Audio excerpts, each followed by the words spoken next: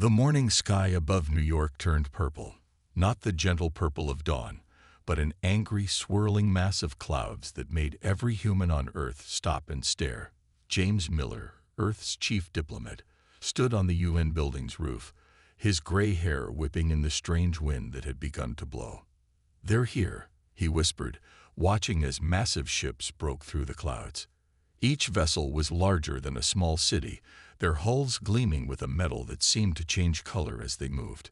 Within hours, similar ships appeared above every major city on Earth.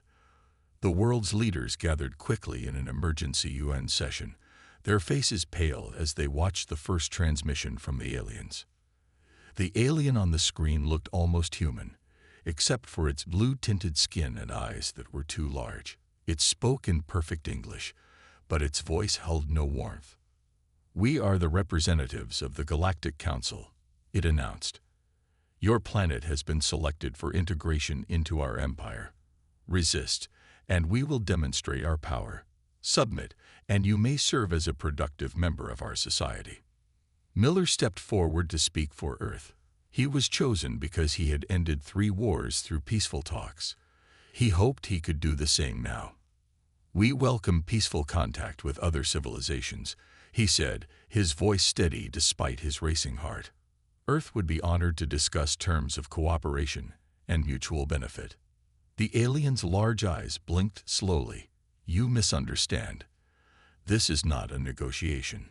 You have 24 hours to surrender control of your governments to our appointed leaders." The world's presidents and prime ministers erupted in angry shouts.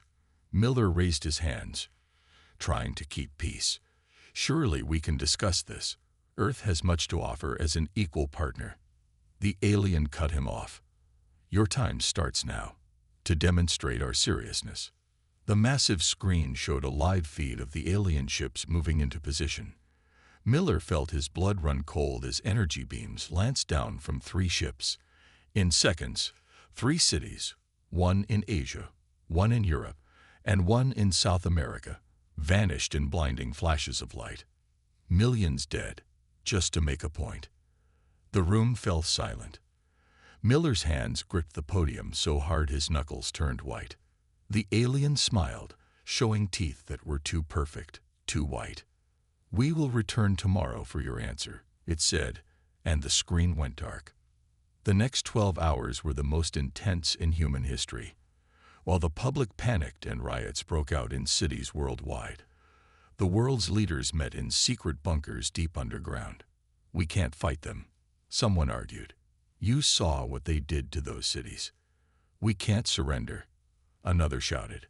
"They'll enslave us all." Miller sat quietly, watching the arguments fly back and forth. He had seen this before in smaller conflicts. Fear making people choose between total submission and suicidal resistance. But then General Roberts, an old veteran with steel in his spine, stood up. "There's another option," he said, his voice cut through the chaos like a knife. "We make them think we submit. But secretly, we prepare, we study them, we learn their weaknesses. And when the time is right." Miller found himself nodding. It went against his nature as a diplomat. But he had learned one thing in his career. True peace was only possible between equals. Right now, Earth needed to become strong enough to demand respect. The vote was unanimous. Earth would pretend to surrender, while secretly preparing for the greatest fight in human history. When the alien ships returned the next day, Miller stood alone before their transmission. He bowed his head, playing the part of the broken diplomat perfectly. "Earth submits to the wisdom of the Galactic Council," he said, the words tasting like ash in his mouth. The alien's smile grew wider. "Wise choice. We begin integration immediately." As the transmission ended, Miller looked out the window at the alien ships hovering over his city. They looked invincible up there, glowing with power and advanced technology. But they had made a terrible mistake. They had shown humanity exactly what it was up against. And if there was one thing humans were good at, it was learning from their enemies.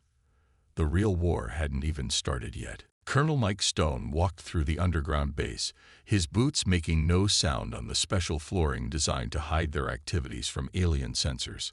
3 months had passed since Earth's supposed surrender, and every second had been used wisely. "Show me what you found," he said to Dr. Anna White, their lead scientist. She led him to a sealed lab where pieces of a crashed alien scout ship lay spread across several tables. "Their technology isn't as advanced as they want us to think," she said, picking up what looked like a piece of metal. "They rely too much on their energy shields. The actual hull of their ships is weaker than our best tanks." Stone smiled.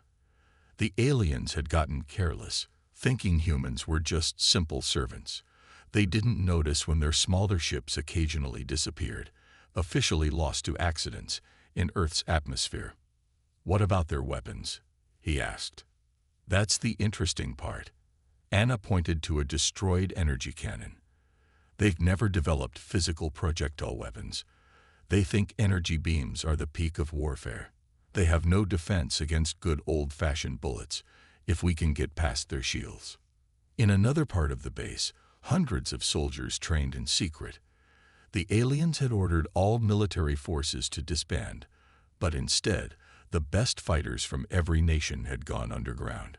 They learned to use stolen alien technology, combining it with human combat techniques the aliens had never seen. Stone watched through a viewing window as a team practiced. They moved like shadows, their movements a perfect mix of Earth's best martial arts and the new skills needed for zero-gravity combat. The aliens thought humans were too primitive to fight in space. They would learn differently. "Sir," a young officer ran up to him. "The shipyards in Antarctica are ready for inspection." Stone nodded. Below the ice, hidden from alien scans, humans were building their own spaceships. Not the glowing, energy-based ships the aliens used, but something uniquely human. Ships made of dark metal that absorbed radar, armed with both stolen alien weapons and massive railguns that could fire chunks of metal at speeds that would tear through any energy shield. "How many ships are ready?" Stone asked the project leader. 50 attack ships and 5 carriers, sir. All built using the alien metal we've been secretly stealing from their recycling centers." The leader grinned. "They think we're melting down our old vehicles like good servants. Instead, we're learning their technology and making it better." Stone walked to the main assembly area. The sight still took his breath away.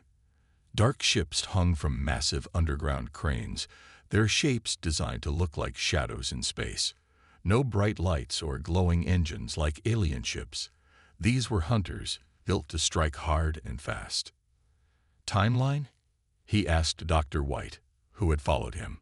"Another 2 months," she said. "We need to finish the neural interfaces. The aliens won't expect humans to be able to react as fast as their pilots, but we found a way to hook our brains directly into the ships. Our natural instincts combined with computer speed." Stone touched the cold metal of the nearest ship. The aliens up there thought they had won. They looked down on Earth and saw humans going about their lives, working in alien factories, following alien rules. They never looked too closely at the factory's production numbers, never questioned why some of their ships went missing, never wondered why humans learned their language and technology so quickly. "Sir," his communication officer called. "The resistance groups on Mars Colony are ready. The aliens think they're building a new base up there, but it's actually our forward operating base." Stone finished. "Good. Tell them to stay quiet for now. When we strike, we'll need every advantage." He looked at the digital countdown on the wall. 2 months until humanity would show the galaxy why you should never corner a species that had survived ice ages, plagues, and its own nuclear weapons. "They think they broke us," he said quietly. "They don't understand that humans don't break. We adapt. We evolve. We survive." He turned to his team. "And when we strike back, we'll show them exactly what humanity can do when pushed too far." The whole base hummed with quiet activity, a hidden heartbeat beneath Earth's surface. While alien ships patrolled peacefully overhead, Humanity prepared for a war that would shake the galaxy to its core. Lisa Reed walked through the alien command center, keeping her head down like all the other human servants. The aliens had chosen her to clean their offices because she looked harmless, a small woman with a quiet smile. They never guessed she spoke 7 languages and had been Earth's top code breaker before the invasion. She pushed her cleaning cart past the main communication room, her enhanced contact lenses secretly recording everything she saw. The aliens didn't know that human technology had already advanced enough to create invisible recording devices. They thought Earth was still playing with simple computers and phones. "These humans are progressing faster than expected," one alien officer said to another. Neither paid attention to the cleaning lady in the corner. "They've learned our basic technology in months instead of the predicted years." "It doesn't matter," the other replied. "They're still primitive. Look at their history. They spent most of it fighting each other. They evolved on a death world, fighting for survival. Not like us, who grew up in peace and harmony." Lisa hid her smile. The aliens' biggest weakness was now clear. They looked down on humanity's violent past. They didn't understand that surviving on Earth had made humans stronger, more adaptable, and much more dangerous than any species that grew up in peace. Back in the underground base, Lisa shared her findings with the resistance leaders. "The Galactic Council has 12 main species," she explained, showing the secret recordings. "But only 3 of them have ever fought in a real war. The others all evolved on peaceful planets, with no large predators or natural disasters." Colonel Stone studied the alien profiles on the screen. "That's why they rely so much on energy shields and automated systems. They've never had to fight tooth and nail for survival." "There's more," Lisa continued. "The Council is not as united as they want us to think. Many of the younger races are unhappy with how Earth was treated. Some even secretly admire how quickly we've learned their technology." She played another recording, this one showing an argument between council members. The aliens were fighting over how to handle Earth, with some saying they should have offered real friendship instead of demanding surrender. "Their biggest fear," Lisa said, "is that other primitive worlds might follow Earth's example and resist Council control. They're worried we might inspire a rebellion." The intelligence team had discovered something else important. The alien ships, while powerful, had a critical weakness. Their crews had never faced real combat. They relied completely on their computers and shields, never expecting an enemy to try something unexpected. "Look at this," Lisa said, showing a diagram of alien ship movements. "They follow the same patrol patterns every day. Their captains never change course or try new strategies. They're predictable." Dr. White, who had joined the meeting, nodded excitedly. "And their shield technology has a flaw. It's designed to stop energy weapons and large objects, but they never thought anyone would use simple metal bullets anymore. Our rail guns should cut right through their ships." The meeting was interrupted by an urgent message. One of their spies had discovered that the Council was planning a big celebration. They would gather most of their fleet above Earth to mark 1 year since pacifying the planet. "Perfect timing," Stone said, looking at their own countdown clock. All their ships in one place, their crews relaxed and celebrating. "They won't be ready for a fight." Lisa looked at the latest images from their hidden shipyards. The human fleet was ready, crewed by soldiers who had trained in secret for months. Their ships were painted with special coating that made them nearly invisible to alien scanners. "They think they know everything about us," she said, "but they've never faced a species that turned their own technology against them so quickly. They don't understand that every battle in human history has taught us something about warfare." As she walked back to her cover job at the Alien Command Center, Lisa thought about how the aliens saw humans as simple, primitive servants. Soon, they would learn that underestimating humanity was the biggest mistake they could have made. The countdown continued. In just a few days, the galaxy would learn why Earth was called a death world, and why its people had survived everything nature and the universe had thrown at them. The alien celebration filled Earth's orbit with light.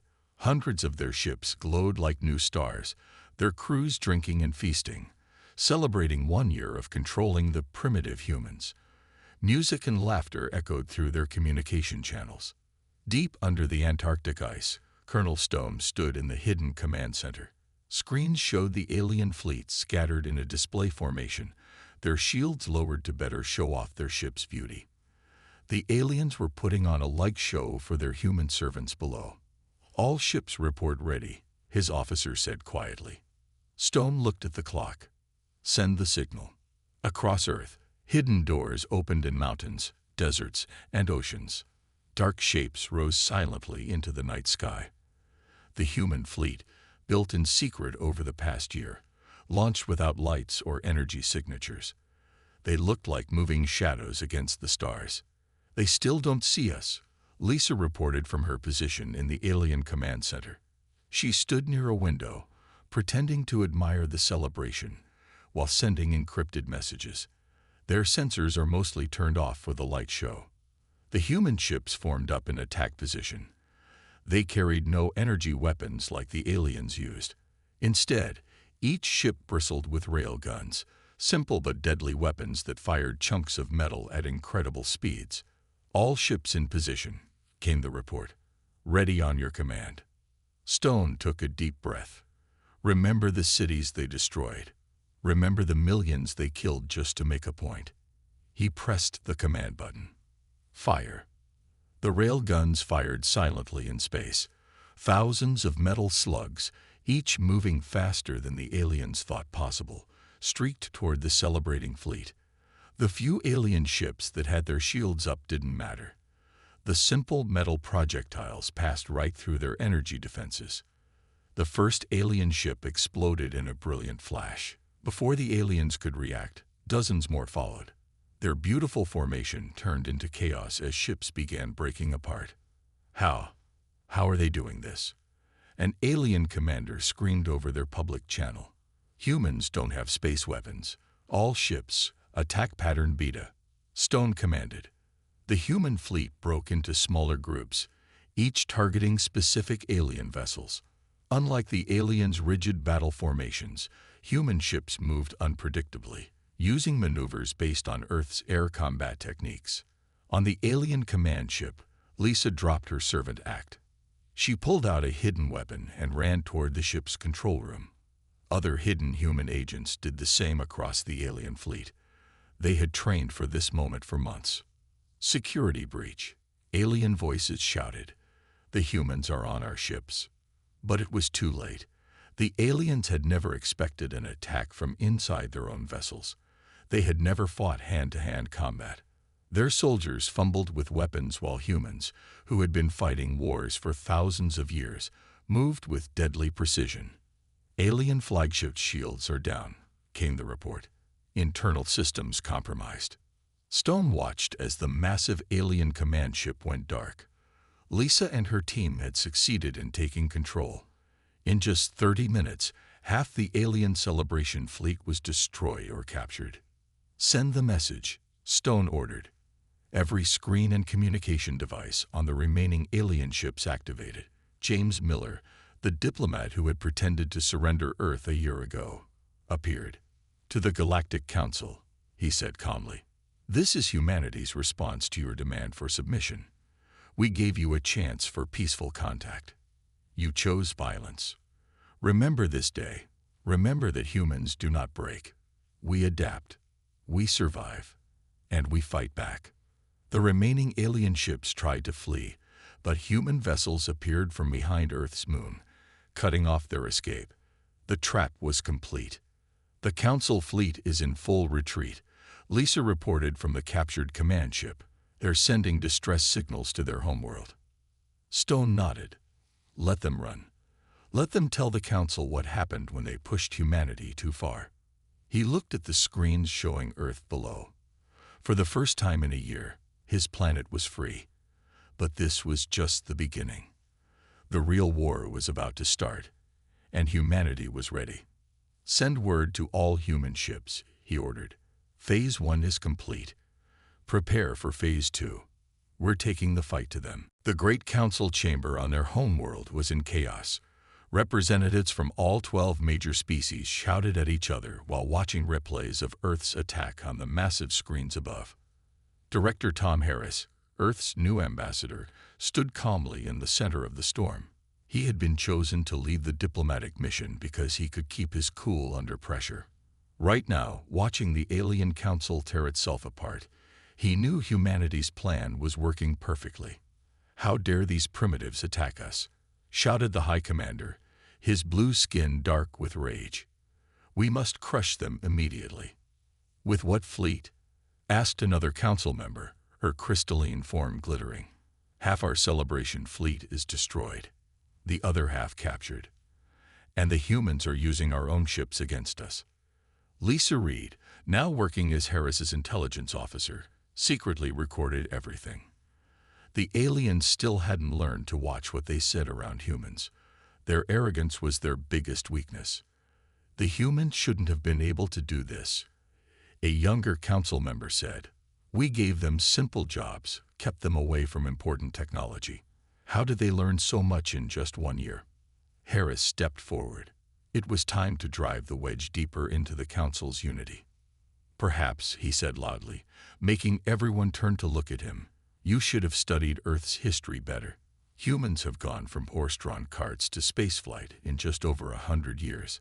We survived ice ages, plagues, and our own nuclear weapons. Did you really think we would just accept slavery?" The chamber went quiet. Many council members looked uncomfortable. Some even looked guilty. "We should never have attacked them first," said one of the younger representatives. "Our own laws say we must approach peaceful species with respect. Instead, we destroyed their cities without warning." "They were primitive," the High Commander shouted. "They needed to be controlled." "Like you controlled us?" asked another member. "My species joined the council because you threatened us too. Maybe it's time for a change." Harris watched as more council members began speaking out. Earth's intelligence network had identified which species were unhappy with the council's leadership. Now those old grudges were coming to the surface. In orbit above the council world, Colonel Stone commanded Earth's fleet from their captured flagship. The ships hung in space like dark shadows, a constant reminder of human military power. "3 more council species have contacted us secretly," Lisa reported, checking her hidden communications device. "They want to ally with Earth against the High Command. They say it's time for the Council to change." The High Commander suddenly pointed at Harris. Your ships still orbit our world. This is an act of war." "No," Harris replied calmly. "This is diplomacy backed by strength. Something you taught us when you destroyed our cities." He turned to address the whole council. "Earth offers a choice: continue this war, which will cost millions of lives on both sides, or help us create a new council, one based on real cooperation and respect." More members began nodding. The High Commander's supporters were becoming fewer by the minute. "Impossible," the High Commander shouted. "I will not allow." "You will not allow," interrupted the crystalline council member. "That's the problem. The council was meant to be a democracy, not a dictatorship. I call for a vote of no confidence in the High Command." Harris hid his smile. Everything was going according to plan. Earth's intelligence had discovered that many council species were waiting for a chance to challenge the old leadership. They just needed someone to go first. The vote was quick and decisive. The High Commander and his closest allies were removed from power. New leaders stepped forward, eager to work with Earth to reform the Council. "A wise choice," Harris said. "Earth looks forward to working with the new Council as equals." Later, in private, Lisa showed Harris the latest intelligence reports. "Some of the old guard are gathering forces. They won't give up power easily." Harris nodded. "We expected that. But now we have allies. And more importantly," he looked out at the stars through the council chamber's window. "Now they know that humanity is not to be underestimated." The stage was set for the final phase of Earth's plan. The old council was crumbling, and a new galactic order was about to emerge. Dr. Kate Wilson stood in her lab aboard the captured alien flagship, now renamed Humanity's Pride, surrounded by holographic displays showing her latest work. What had started as simple modifications to alien technology had become something entirely new. "Show me the hybrid drive test results," she said to her team. The screens lit up with data from their latest space battle. The old Council forces, still loyal to the High Commander, had attacked one of Earth's colonies last week. They had expected an easy victory against the primitive human ships. Instead, they had faced something they'd never seen before. "The fusion of human and alien tech worked perfectly," her assistant reported. "Their sensors couldn't lock onto our ships at all." Kate smiled, remembering how it started.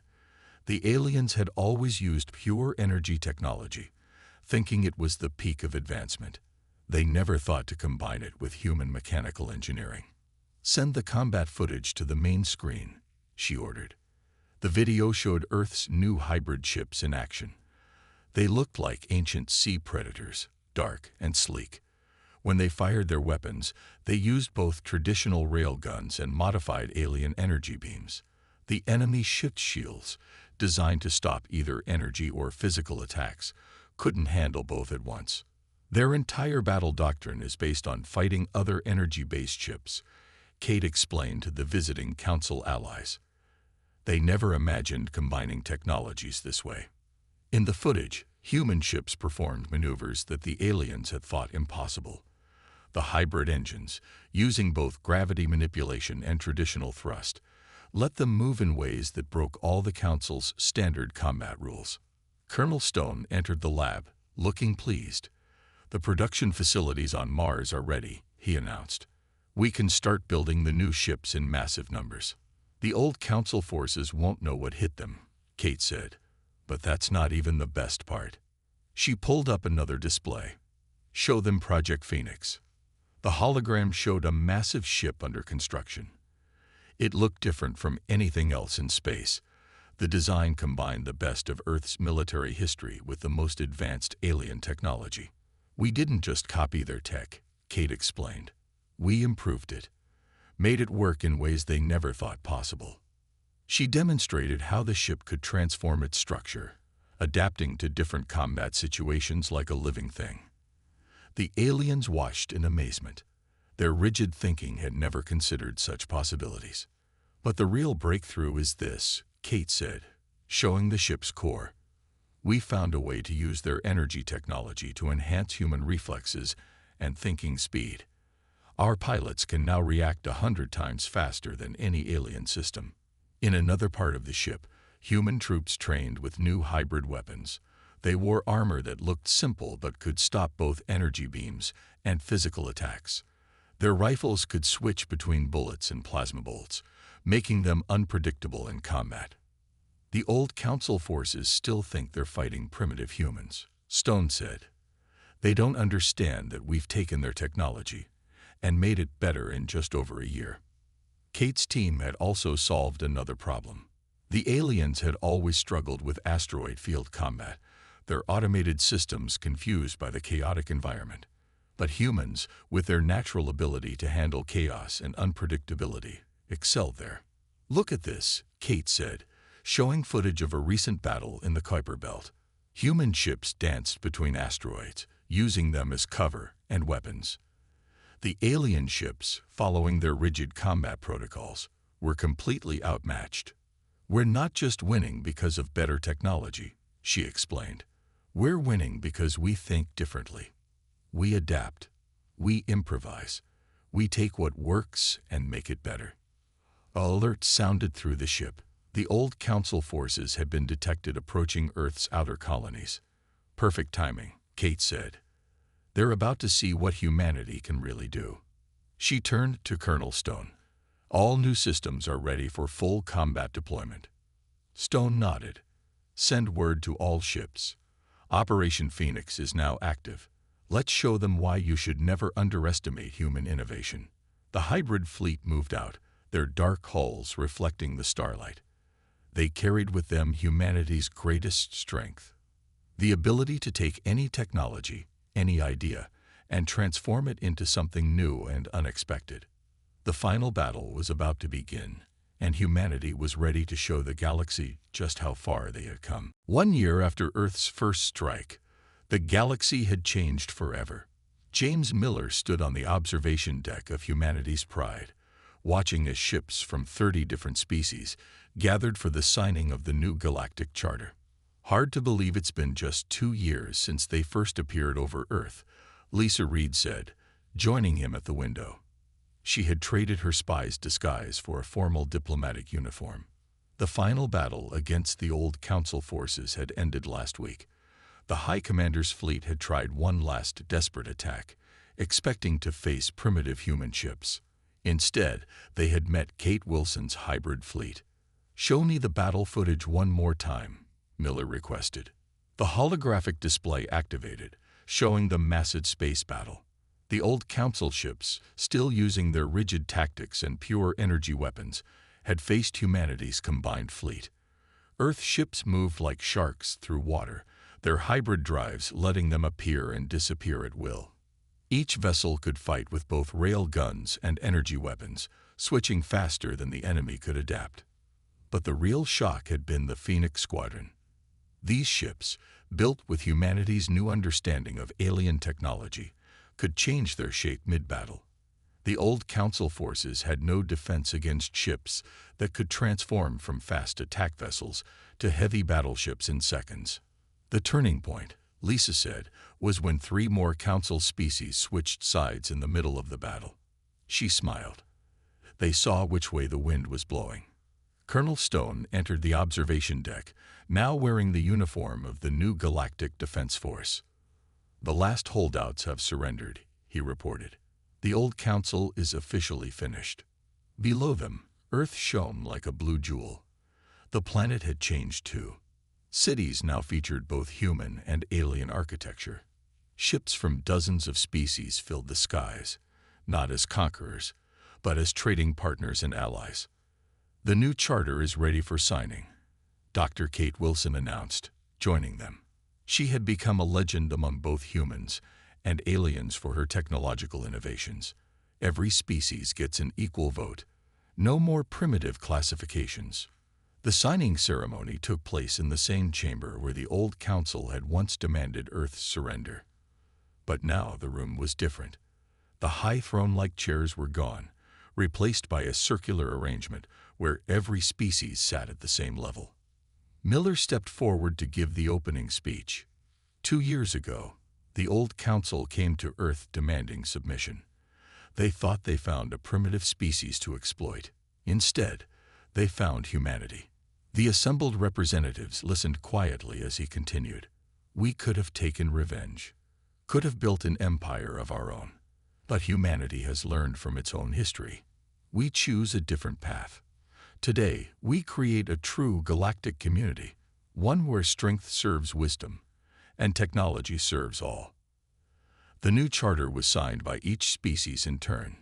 Its first laws banned the classification of developing worlds as primitive and protected their right to develop naturally. Any first contact had to be peaceful, with no threats or demands. "We're setting up academy sites on every willing world," Kate explained to the gathering. "Sharing technology, but also teaching our way of thinking, how to combine different ideas, how to innovate rather than just copy." The old High Commander's supporters had predicted chaos if primitives were given equal status. Instead, the galaxy entered a golden age. Earth's habit of combining technologies in new ways spread to other species.